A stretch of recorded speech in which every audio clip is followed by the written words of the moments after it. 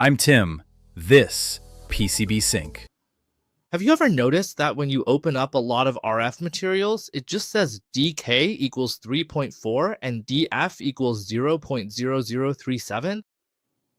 Then the author starts talking about design, as if everyone in the world just assumes you already understand what those numbers mean. For many engineers, the biggest takeaway after reading is just knowing that these numbers exist. These two things. But as for what they actually do, you still have no idea. Today, we're going to explain these two numbers in the simplest way possible. First, let's talk about dk, which is called the dielectric constant. If I just throw a formula at you, I bet most people are ready to close the video. So today, let's put it another way. Think of dk like a mapped scale for signals.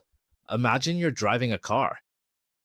If your destination doesn't change, but the map scale does, then the length of your navigation route changes too.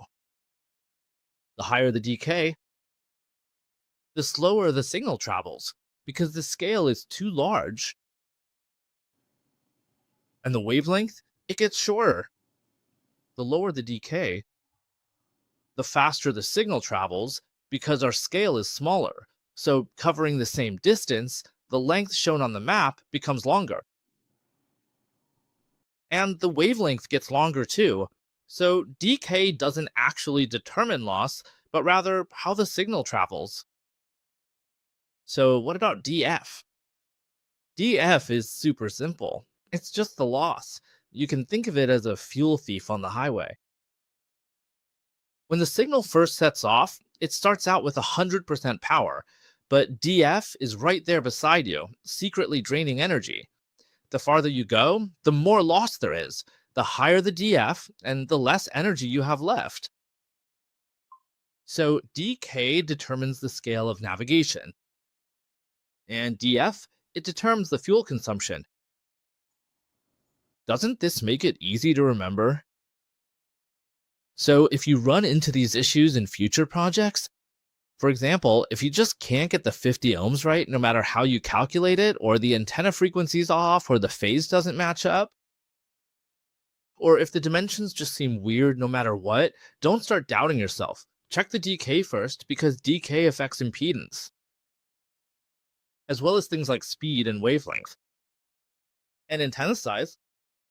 A lot of engineers, when making a 2.4G antenna for the first time, copy the reference design exactly, but the frequency still ends up off. In the end, they find out the materials aren't even the same kind. That's the reality of F. The PCB won't give you an error, but the real world definitely will. If your project ends up with a shorter transmission range, or worse efficiency, if power loss increases and overheating becomes a serious issue, who should you look at? That's right, this is when you need to check the df, because df is what controls the loss. Range, efficiency, and heat. You can think of df as a hidden boss. You can't see it most of the time, but it's always secretly draining your performance. And the higher the frequency, the more it steals from you.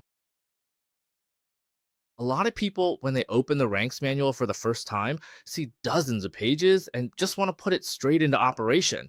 But most of the time, you only need to find two numbers first, dk and df. Finding these two already gets you 80% of the way there. But there's a pitfall here that many engineers have fallen into, and that's the test frequency. Because dk and df change with frequency.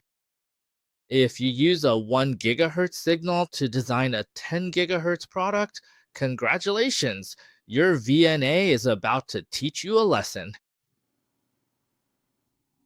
In real work situations, what you encounter more often isn't the RAGS manual, but the board manufacturer.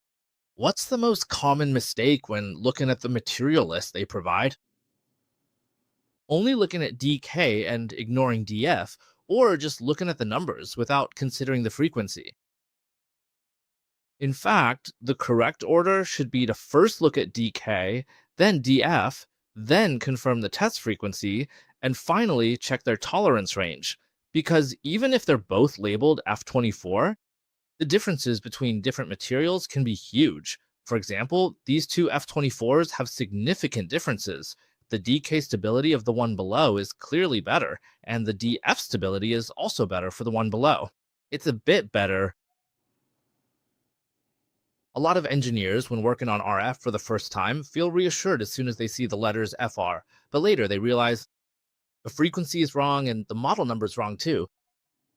The impedance is also off, and then all sorts of mysterious issues start popping up. If you only remember one thing today, remember this. DK determines how the signal travels, DF determines how much of the signal remains. DK is like GPS, guiding the way, while DF is like fuel consumption. DK affects impedance, wavelength, and phase, and antenna size. DF affects loss distance, efficiency, and heat generation. Next time you open a material datasheet, don't just flip past it. First, look for the three numbers, DK, DF, and test frequency. A lot of RF issues are actually already written in the material specs. Thanks for watching.